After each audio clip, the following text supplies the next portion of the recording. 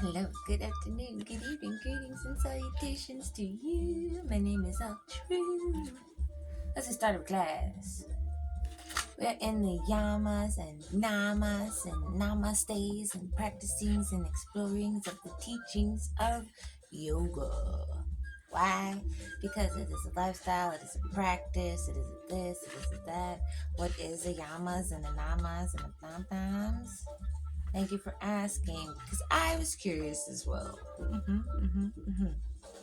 The yamas and the niyamas may be thought as of a guideline, ethical disciplines, precepts, restraints, or observances. Some people think of them as jewelry because they are rare gems of wisdom that you get adorned with while walking through the yogi philosophy. The first five jewels are referred to as yamas, a Sanskrit word translating to restraints, which are nonviolence, truthfulness, non stealing, non excessiveness, and non oppressiveness. These namas include the last five niyamas include purity, contentment, self discipline, self study, and surrender, which is incredibly interesting and ironical because of everything and all the other religious philosophies and beliefs, right? The seven commandments, etc., etc., etc., etc. Thank you for not letting me have to go on about these things that you already know, right? Right. In the Buddhist dictionary, there are four activities of daily life. They are activities of modes of activities or modes of conduct. They are walking, standing, sitting, and lying down. The activity of standing means the state of standing still, and also the motion of standing up. Physical stillness, mental stillness, right? Totally different. The four activities of daily life is often used to refer to all modes of human behavior. Great. There are 48 vows within the Buddha's Dharma treasury. Dharma are the 10 states of life, right? Right? We know about those, right? Great. After completing the meditation, Bodhisattva Dharma treasury named 48 vows concerning the characteristics of his Buddha land, thus ensuring its sublimity. The first vow states, If, after I attain Buddhahood, there are any beings of hell, in the realm of hungry spirits, in the realm of animality, those are Dharma realms, to be found in my land, then let me not attain supreme enlightenment. Among these vows, the 18th vow, that all who place their trust in Buddha will obtain the rebirth in the Pure Land, excepting only those who commit the 5 cardinal sins and those who slander the correct teaching. It is one of the most emphasized by the Pure Land school. This is a specific sect of Buddhism, right? Because there's different ones all over the place. Yeah, this one, specific set of one. Great. Now, since he was referencing the 10 worlds, the Dharma worlds, etc., etc., I will go and name off all of them because I just did a study on them and it was so fun. It refers to the 10 stages of mind. They are separate from the 10 stages of mind, though, right? 10 distinct realms or categories being referred to in the Buddhist scripture from the lowest to the highest realms. The 10 stages of mind is a system of classification by one of the founders in the Japanese True World School. He explains it in the Treasury on the 10 stages of the mind and explains it and summarizes it in the chapter The Precious Key to the Secret Treasury. The stage of the human animality, in which one is governed like an animal by instinct and passion. The first stage he is termed mind of a lowly man, goatish in its desire. The second stage of moral awareness, in which one practices secular virtues. The stage corresponds to Confucianism, with its emphasis on moral order, which makes self-control possible, but nevertheless is limited to this world. 3. The stage of dawning religious aspirations, in which one relies on supernatural beings and practices and expectations of heavenly beyond this world things, thus gaining temporary reprise from worldly anxieties. This stage corresponds to Brahmanism and Taoism. Can I just say that is literally what everyone has been doing for the past couple of years with all their like tarots and channeling of the ancestors and spirits and stuff like that? Right. I don't know all the specifications of Brahmanism, but I do know that that person represents one of the three entities in the Holy Trinity of the Western culture. The Holy Trinity of the Eastern culture, which is us, is what? Father, Son, Holy Spirit. Yeah. The one on the West is Creator, Preserver, and Destroyer. Brahma is the Creator. The Vishnu is the Preserver. And I'm going to slaughter this girl's name. I'm so sorry. Shuna? The Redeemer? Yeah. Do you see the synchronicities or no? Good. I'm so glad. Excellent. Now that we've gotten into that, then do I have to finish? Fine. 5. The stage in which one strives to rid oneself of illusions and evil karma by perceiving the 12 linked chains of causation. Cause awakened ones belong to this stage. Stage 4 and 5 correspond to Hinayana Buddhism.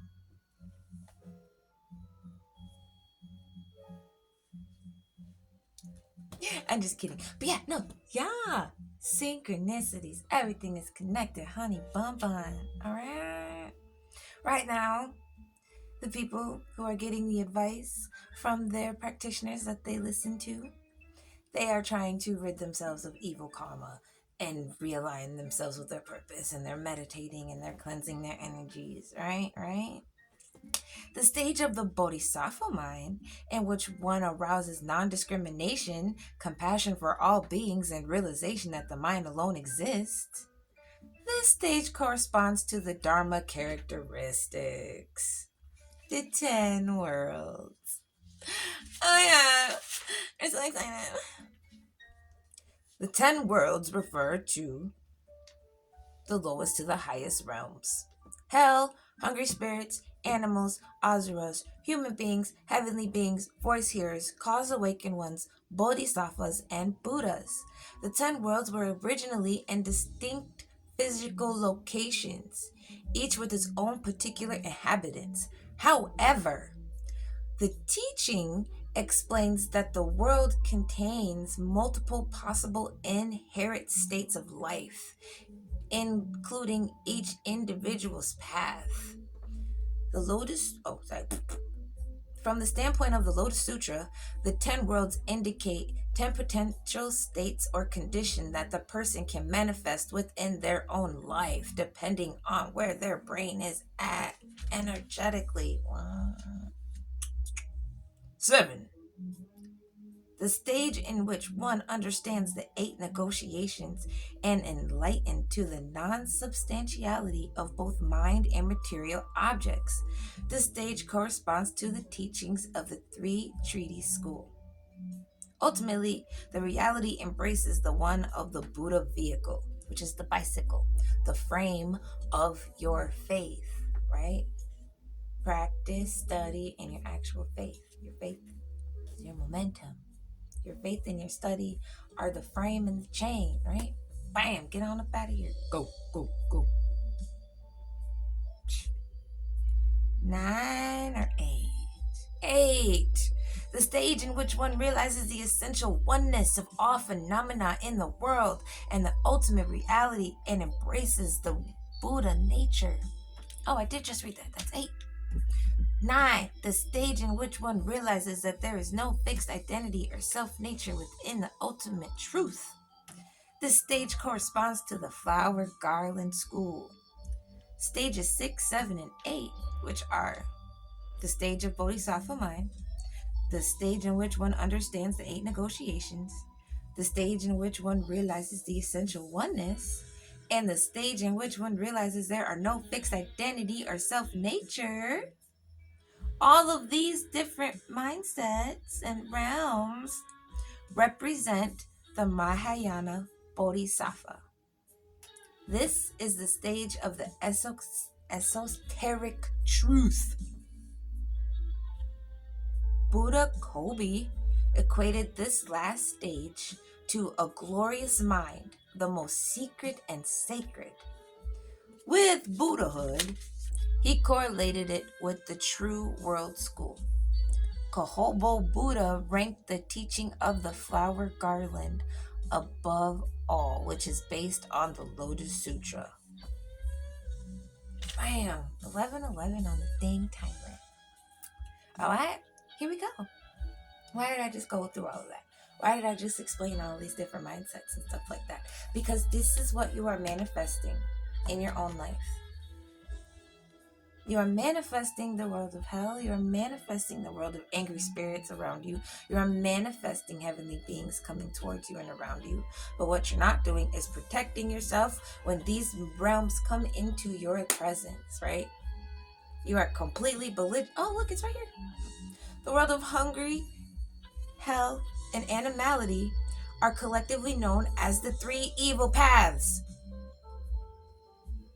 The world of asuras, also called the world of animosity, is the world of anger. In Indian mythology, asuras are arrogant, belligerent demons that come and they cause unnecessary drama in your life.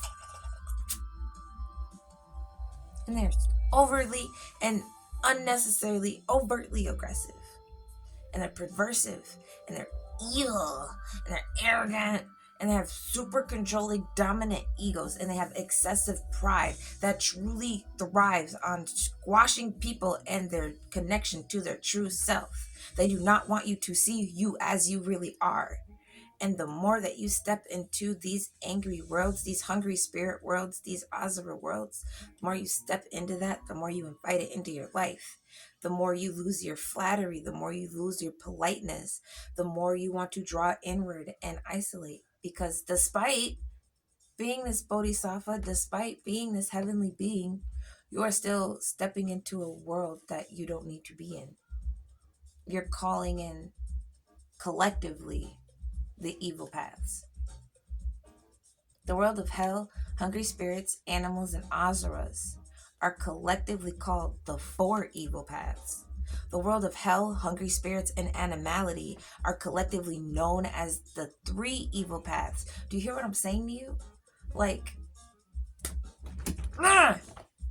the world of the human beings, also called the world of humanity, reads as calmness is the world of the human. In this state, one tries to control one's desires and impulses with reason and action and harmony. I feel like some of us got the reason down. Some of us got the harmony down, but we're missing the action. Like we have it in theory, we see it in our brain, but when it comes to actually putting it forth and doing it, we're slacking. And that's where we need to tighten it the fuck up. You hear me? We need to tighten it up. Y'all out here like deer in headlights. I'm doing spiritual things and I'm seeing spiritual things, but I don't know why this boomerang keeps happening. You're in the wrong world. Period. The remaining state in which one transcends the uncertainty of the 6 paths. Ooh, I skipped the chapter. 6. The world of the human beings, the world of the heavenly beings, also called the world of heaven. This translates to the joy of the world is heaven. This condition of contentment and joy that one feels when they are released from suffering upon satisfaction from some desire. It is a temporary joy that is dependent upon and may easily change with circumstance. The six worlds from hell through the world of heavenly beings are called the six paths. Beings in the six paths, or those who tend towards these states of life, are largely controlled by the restrictions of their surroundings and are therefore extremely vulnerable to things and changing circumstances. Therefore, your joy is non sustainable. The remaining states in which one transcends uncertainty on the six paths are called the Four Noble Worlds: the world of the voice hearers, the world of the cause awakened ones, the world of the bodhisattvas. There's so much. The world of the Buddhas. One can achieve these states by manifesting their Buddha nature inherent in one's own life. Thank you so much. I hope that wasn't too much to digest. Who and what and why we have Buddhas and Buddha natures and Buddha states and people named Buddha words? Because if we refer back to the Holy Trinity of the West and the Holy Trinity of the East, if the Father, Son, and the Holy Spirit had Jesus, Gautama Buddha, Shakyamuni Buddha, and the other Buddha would represent the Father, the Son, and the Holy Spirit. Okay? And so, I said all of that to say this. There is no greater power than the power of being able to control your infinite life state, your soul power, your soul connection, your willpower. There's no greater power in the world than knowing that you have ultimate control over yourself, mind, body, and spirit. Okay? Having control of your body is much more than being healthy and fixing your diet and being physically active. It has everything to do with how sustainable you are and how good you are at taking care of yourself. Because everything is a practice. If you look at it from a baby standpoint, it literally takes them a whole year just to learn how to control their body. Think about that. A whole year just for them to learn how to control their body and get motor function and everything into control, right? You've done that. We're adults. We got this under control. We just don't know how to really control it and keep it in a happy state. And we don't know how to deflect the shit coming at us. Everything has a law. Everything has a balance. There's the manifest law. There's the moral law, which is the Bible. There is the Quran. There is the this. There is the this. There is the Lotus Sutra. Like, there is a moral code. There's a moral, ethical code that vibrates on a certain frequency that has been translated over and over and over again into multiple religions to get you to either A, subdue yourself to a higher power than you, or B, be awakened and aware of the power within you and use it in congruency with the power above you. Okay?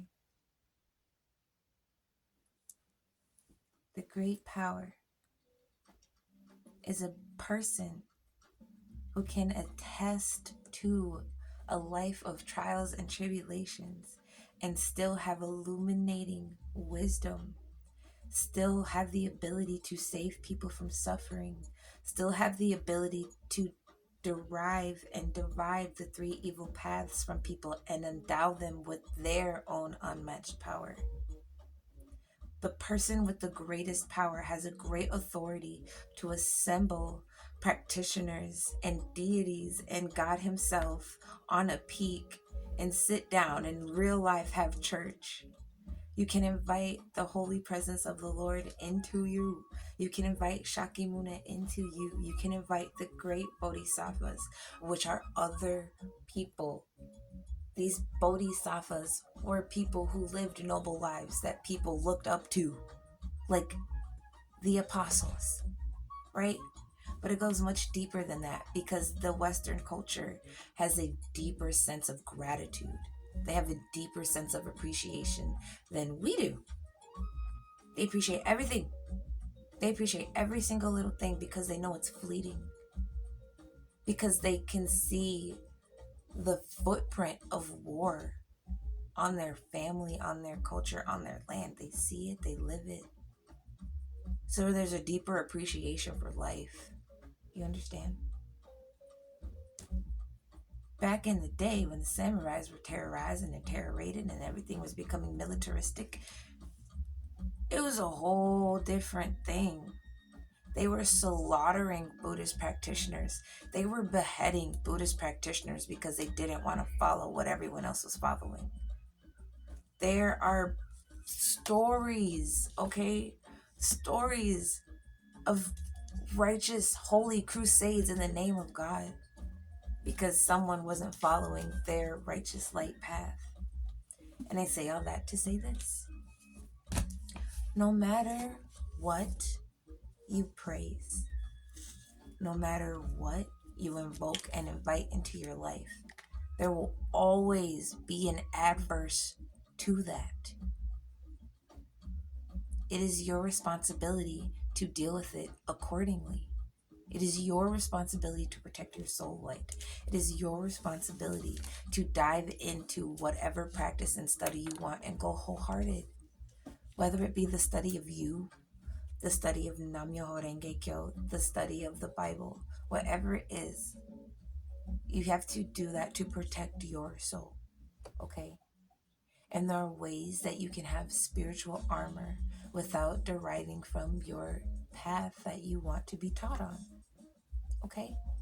Beautiful. I'm so glad we're on the same page.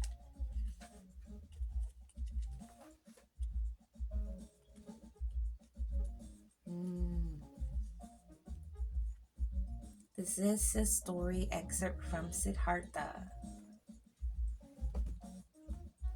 He remembered his own words that he had spoken to the Sublime One. Every word, and with astonishment, he realized that he had said things that he had not really known at the time. What he had said to Gautama Buddha was a treasure and a secret and not a teaching. It was inexpressible and not teachable. That which he experienced in hours of his enlightenment was just now settling into this current experience. He was just a beginner. And of course, for a long time, he was self-aware to know the external essence as the Brahma, the Siddhartha, etc., etc. But he had never really found this self he had tried to capture. He never just thought of the self, right? Not the play of the senses, not the sense of the body, not the thought of the mind, but the wisdom of the self. Even this world of thought was still, and no goal could be reached by killing off the arbitrary sense of self, while flattening the arbitrary self of thought and scholarliness. Both the thoughts and the sense were the things laying ultimately concealed, but were to be listened to. Okay. Your impulses, your irrational thinking, your irrational thises, right? All those are things to distract you. All of those are things that can be listened to. They can be dealt with. They can be handled properly and accordingly. You just got to figure you out and why you're firing the way you're firing. The Buddhist dictionary says things so grand. It's like, on the third day of the fourth month of the fifth year. I love that. I love it so much. But that one was like,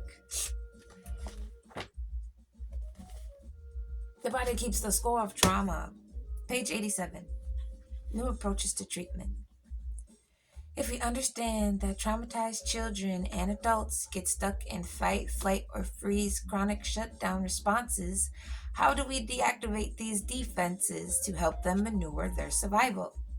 Some gifted people work well with trauma survivals. They know how to do this intuitively. Steve Gross used to run the play program at the trauma center. Blah blah blah blah blah blah blah blah blah blah blah blah blah blah blah blah. From simple rhythmic attuned movements, Steve had created a small, safe place where the social engagement system could be re-emerged.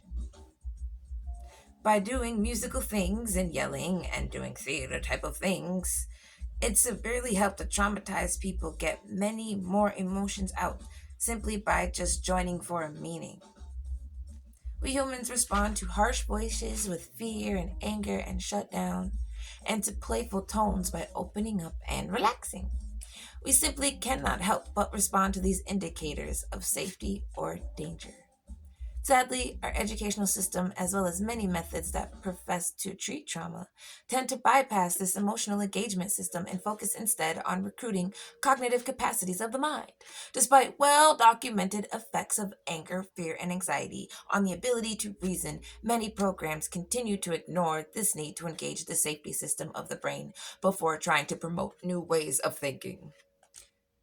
The last thing that should be cut from schools are physical education, recess, gym, and choir. That is me, and that is the author. I'm just saying that excels bad behavior because it does not give them an outlet to do anything they want to do, and I'm going to stop this tangent.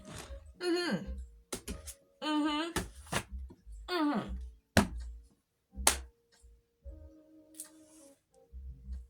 Good. We got some juicy brain nuggets.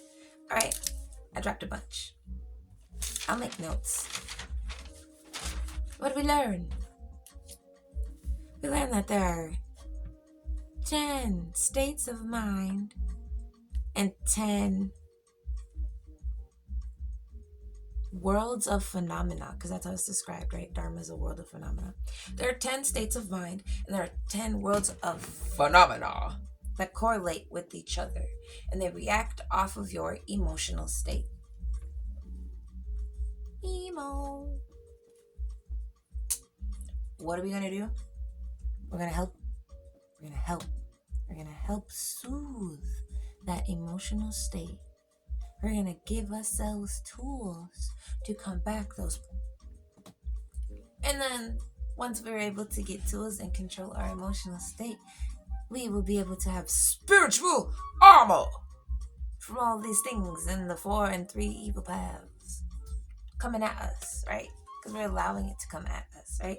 Because we're down. Our perceptions are down. We are blocked. We are this. We are that. That's why I asked you guys to do your homework so you can build up a little bit of emotional armor before we get started on this jazz, yo. Thank you so much for doing your homework. In theory, it looks easy, but when you actually do the work, it's not. It's not. Because sometimes you gotta accept some shit about yourself you don't want to accept. Sometimes you gotta realize you're the villain in some people's stories, and that is okay. No one has asked you to be perfect.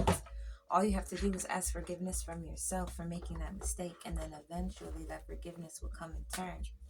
But until then, nothing can be done. The work is solely on you. Do you forgive yourself? Good, I'm so glad. Let's go. These are affirmations. Your positive vibration attracts exciting life opportunities. Your positive vibration attracts positive life opportunities. Your positive vibration attracts life opportunities. Your positive vibration attracts life opportunities. You are attracting a dream home now. You are attracting a dream home now. You are attracting a dream home now. You're a being of light. You're a being of divine, unlimited potential. You're a being of light. You're a being of divine, unlimited potential. You are a being of light. You're a being of divine, unlimited potential. You are a being of light. You are a being of divine, unlimited potential. You are a being of light. You are a divine, unlimited potential. You are a being of light. You have divine, unlimited potential. You are a being of light. You are a being of light. You have divine, unlimited potential. You are a being of light. You have divine, unlimited potential. You are a being of light. You got divine, unlimited potential. You're a being of light. You got divine, unlimited potential. You are a being of light. You got divine, unlimited potential. You are a being of light. You got divine, unlimited potential. Truly exponential. Yeah, you're gonna do it. Cooking all the good stuff. Yeah, we're coming through it. Got a good spiritual armor on, yeah. And we're gonna build it up right now, swag. Spiritual armor comes from the belief that you have the capacity to protect yourself. Before you can protect yourself, you have to release this powerlessness feeling that arises. The ability to stay balanced and courageous has much to do with how much you love yourself.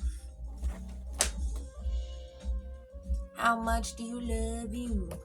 Do you love the gunk in your shoe? Do you love the smell in your toes? Do you love the boogers in your nose? Do you love... Man, you gotta get those self-love bubbles going. Once we get the self-love up, we can put some armor on. We got the armor on our heart locked tight. You got the armor on your heart locked tight. And that's all right. Now we gotta get the armor spread through your bones. Gotta spread it to your brain and to your soul. And then get your deflectors on. Here we go. Then you can have a shield 24/7. Oh. Okay. Cool. We have self-love homework. Everyone has self-love homework, right? I needed to do that first class to gauge my class to see where everybody was, okay? We got a lot of manifestors and money-motivated people, which is a beautiful thing. I love it. In order to protect your manifestations, in order to protect your blessings coming at you, I need you to have some spiritual armor and deflect these boo-boo fools trying to throw some shit at you. You ready? Beautiful.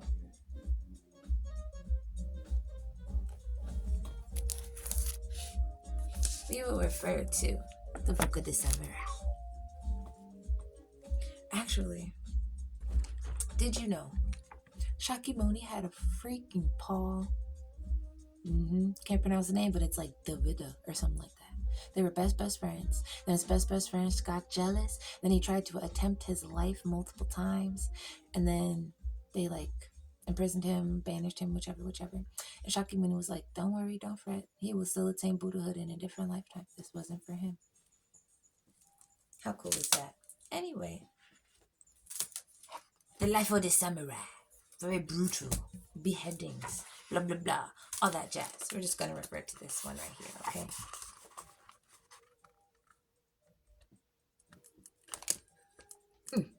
Sorry. Long ago, thousands of years ago, maybe even 100,000 years ago, there was a brave samurai. He was an honest and noble man. He had a beautiful steed, and he was wondrous with his power. Many people did not like him and his power. Many people tried to dishonor his name. Many people tried to tarnish him and ran his family away from the island they lived. Eventually, the people ran this samurai warrior away, and he fled to a different island and was held in isolation for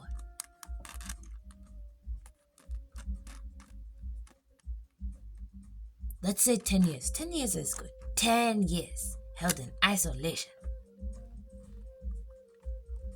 After 10 years, he returned to this homeland of his with two disciples, and all of the townspeople gathered on the bridge to meet this mysterious man. No one could recognize him, but they could feel the energy emanating off of him. The townspeople were nervous. They did not understand or want to understand. But the young samurai proceeded into the town anyway. He went directly to the prayer temple and sent many prayers up to his ancestors and families that he had not seen in such a very long time. Once he had left the temple, the townspeople were shocked to see that it was the great-grandson of They said, "Oh my goodness, you are banished from here. How do you possess such great power? How do you possess such noble abilities? How? How are you doing this?" And the great warrior says, "Since I have left here, I have attained Buddhahood. I have fought many demons and defended my honor from people worse than yourselves. I have no fear of you and I never will."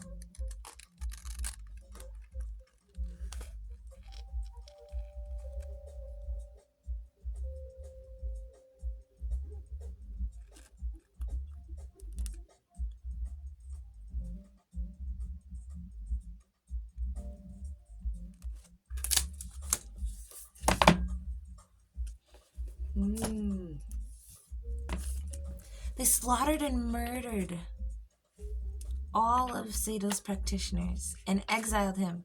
They called it Sato Island. And once he returned and he realized everyone was dead, he's like, "Oh my good God, like, I need to go pray." And they're like, "What the heck, dude? Get the hell up out of here." And he's like, "No, I ain't going nowhere. I'm gonna practice my law. I'm gonna preach my law. You can't do snaz knee about it, bruh." And he did. It was amazing. And in his writings, he says, there are three treasures of the heart of the Buddha. And it is to be a Buddha never disparaging.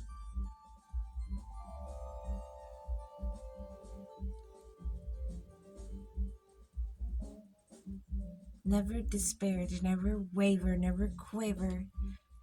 Stand 10 toes down for what you believe in. Go all the way in, bro. Seriously.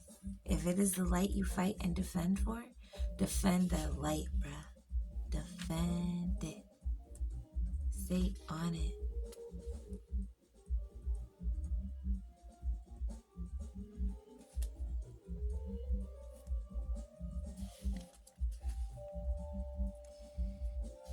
Nichizen. I'm looking for Nichiren.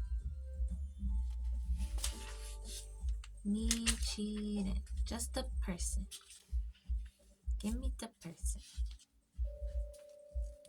Nichiren, the founder of the Buddhist translation that anyone can attain Buddhahood, man, woman, animal, as long as you embody the Gohonzon and practice the correct law of the sutra.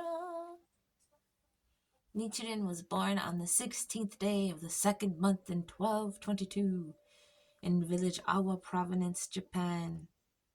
His childhood name was Zenichimaru. He studied both Buddhist and secular teachings under the senior priest Dozen Bao. Zenichimaru prayed before Bodhisattva statues.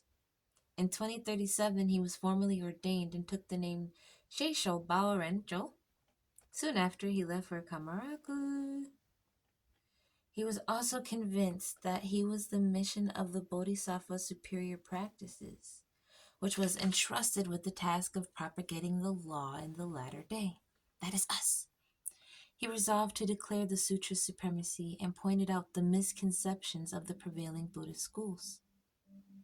In 1253, he returned to Shinichijo, There at noon on the 28th day of the fourth month, he preached to an assembly of priests and villagers who had gathered to hear the results of his studies. In that first sermon, he declared that the Lotus Sutra is the true teaching of Shakyamuni Buddha, and that is the essence of Nam-myoho Renge Kyo. All people can attain Buddhahood in this lifetime. On this occasion, he renamed himself Nichiren, which means Sun Lotus. He ordered his warriors to seize. Oh, I skipped the name. Tojo Kab Tojo Kagenbu, the steward of the area and the ardent Nembutsu believer, became furious on hearing this. He ordered his warriors to seize Nichiren, with narrowly managing to escape with the help of his priests. After converting his parents and giving them Buddhist names, he headed for Kamura to the land to launch his efforts to spread the new teaching. He was devoted the next several years primarily to converting individuals, eventually gaining a number of followers. Japan at the time was experiencing a succession of unusually severe earthquake, drought, storms, epidemics. The government relief measures and the prayers offered by the shrines to the temples were no help. On the 8th month of 1257, destroyed a great part of the city. Nichiren determined to clarify a solution to these calamities. He went to Jisoji Temple in Shudra Province to do research in the Sutra Library. Nichiren submitted a treaty titled The Establishment on the Correct Teaching for Peace of the Land to Hojo Tokuryo, the retired regent who was nevertheless the most influential man in the shogun.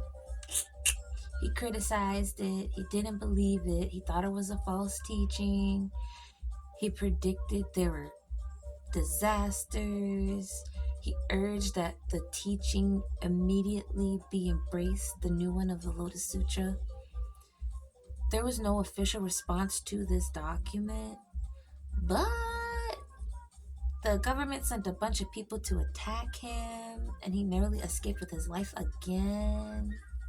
And then on the 11th day of the 11th month of the year 1263, he set out with a group of followers, and everyone was murdered except for 3 people. And it just goes on from there. So,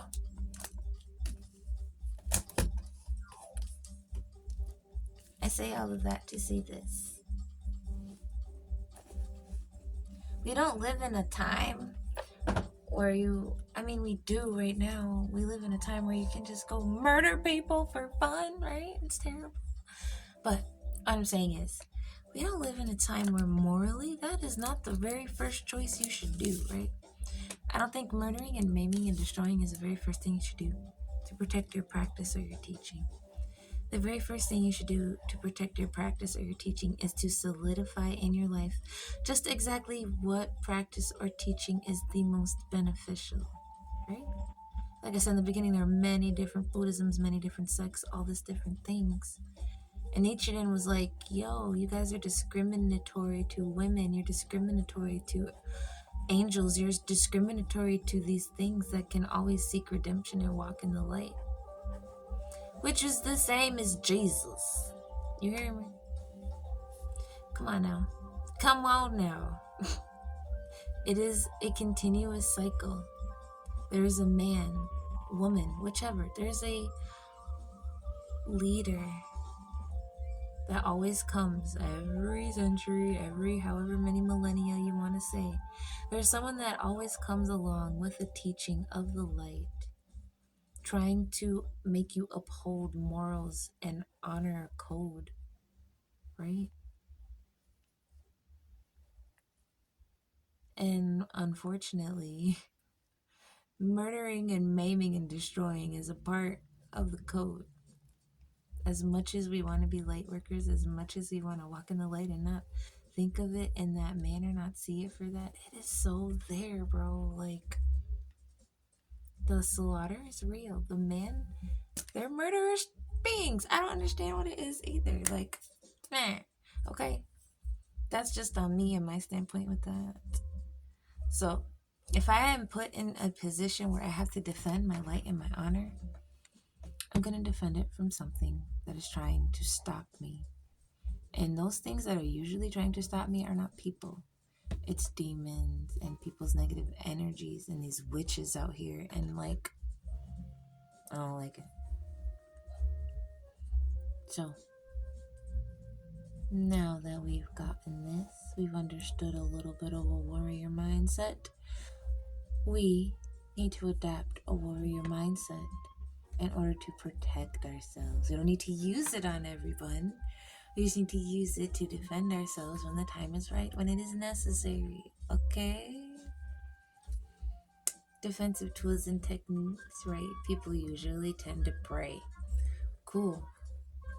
Prayer is awesome. Prayer totally works. Excuse me. But in an instance where you're being attacked by like a witch or a monitoring demon or something of that nature, you should be able to call on your own soul power or your own willpower to deter that evil thing away from you. That's why it's there. It's there for it to be used, and you can use it to defend yourself, protect yourself, defend yourself. That's why it's there, okay? Okay.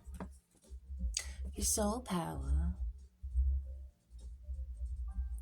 is the harmony in your chest, that vibrating, beautiful feeling you feel, right?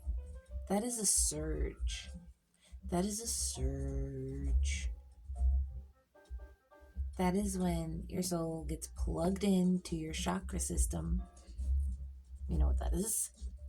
You get plugged in, and it's like, when you charge your phone, it's like zoop, zoop, zoop, zoop, zoop. Right? So when you get all 7 chakras charged and aligned and in order, and then you plug your soul in, and then you activate your willpower chakra, and you ask your soul to step into that energy as you open it. Baby, the feeling. Oh my God. Oh, and Jizzly G. Woo! Child. I love it. It's indescribable and it's amazing. It's so spectacular. It is so stupendously stupid. It is amazing. Oh my goodness gracious. Blah. Anyway, so I'm here to help you understand a couple of spiritual things, to help you tap and charge your chakras, and to help you amplify that energy and frequency. I need you to be able to protect yourself. I need you to be able to protect yourself from almost anything. And if you can't, I need you to be able to call on God to give you that little to help you finish it out. Okay? That's all. No big deal. So, in order to tap, tiddly, tap your chakras, you have to do a study on them, right? What is it? They are energy chambers throughout your body that are connected to your emotions, right? Because emotions give off frequencies, right? Right. So, emotional check, chakra check. You see how everything goes hand in hand? It's so synchronized. Yeah. Due to all of your homework, most of you should be at about a 50, 75. Mm-hmm. So, your emotional state does not have to be tip top superior either, right? But you do have to have some type of grasp on it, especially your anger and your depression, right? Like you should be able to stop it, especially if you're the type of person that sinks and you just sink and sink and sink and sink and sink. I want to be able to give you tools to stop the sink at least halfway so you can climb out and not go all the way down, because when you do that, you block your blessings and you stop yourself from growing. And I don't want you to do that anymore. Cool. So, emotional and spiritual armor intelligence class. This was the first. It was a lot. I love you a lot. This is awesome. Thank you so much. I'll see you later.